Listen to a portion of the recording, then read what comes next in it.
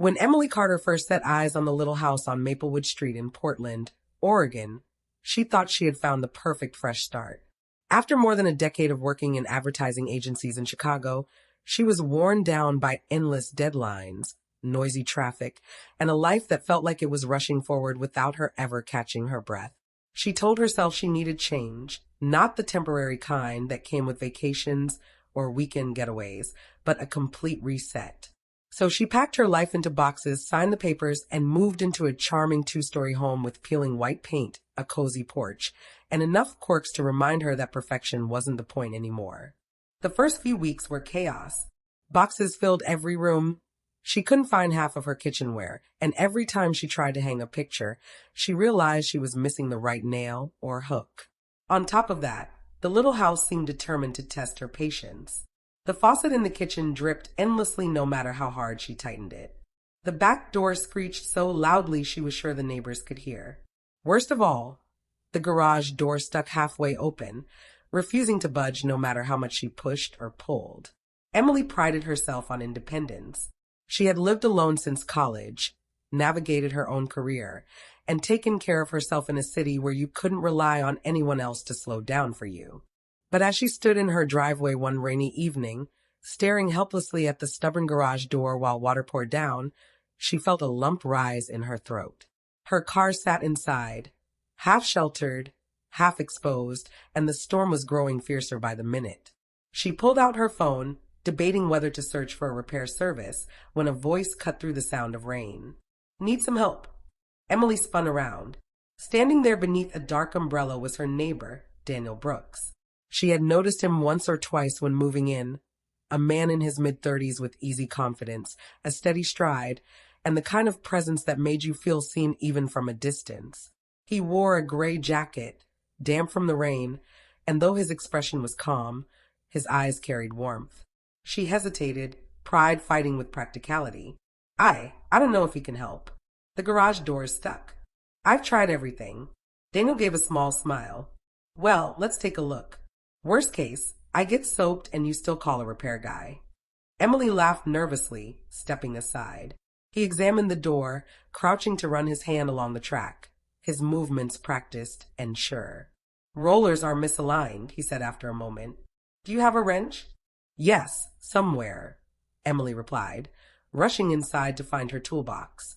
As she rummaged through a half-unpacked box, she wondered why her heart was racing. It wasn't just the storm. It was the way he had appeared out of nowhere, offering help without judgment, his calm cutting through her frustration. By the time she returned, Daniel had already adjusted part of the track. With a few quick turns of the wrench, the door groaned back into place. He gave it a push, and it slid smoothly shut. Emily let out a breath of relief.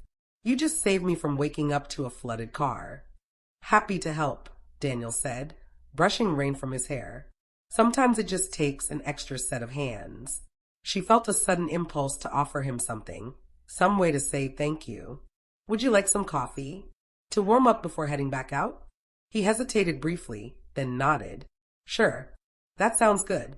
Inside, Emily apologized for the clutter, but Daniel didn't seem to mind. He sat at her small kitchen table while she brewed coffee, and soon the two of them were talking. She learned that he was a high school history teacher, that he loved hiking and photography, and that he had grown up in Portland his whole life.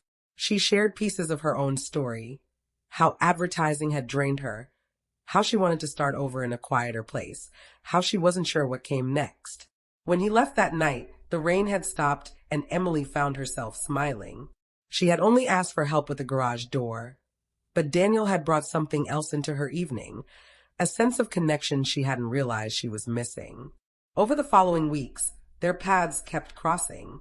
Sometimes Daniel stopped by to lend a tool, or check if she'd managed to fix the leaky faucet. Other times, Emily baked more than she could eat and found herself knocking on his door with a plate of muffins. These exchanges grew into longer conversations, laughter shared on porches, and the quiet comfort of knowing someone nearby cared. One Saturday, Daniel invited her on a hike.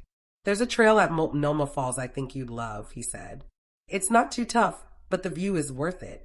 Emily hesitated. Hiking wasn't something she'd done much of in Chicago, where the closest she came to nature was a walk along Lake Michigan. But something in Daniel's eyes, the way he seemed sure she could handle it, made her agree. The hike was harder than she expected, but Daniel set a pace that matched hers, encouraging without pushing. When they reached the top, the waterfall roaring below, Emily stood in awe. She hadn't realized how much she had needed that. Air so fresh it stung her lungs, beauty so raw it quieted her thoughts. And beside her, Daniel simply stood, letting her take it in. That day marked a shift. Emily found herself looking forward to their time together. She began noticing little details. How Daniel's laughter had a way of easing her nerves, how he always remembered small things she mentioned in passing, how his presence made her feel safe in a way she hadn't felt in years.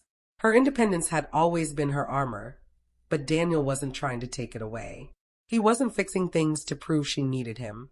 He was simply there, offering help when she asked, stepping back when she didn't. That balance made her realize something. She didn't have to do everything alone. As autumn settled in, the leaves on Maplewood Street turned gold and red.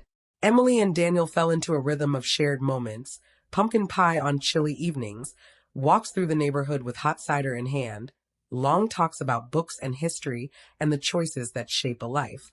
One evening, as they sat on her porch watching the sunset, Emily turned to him.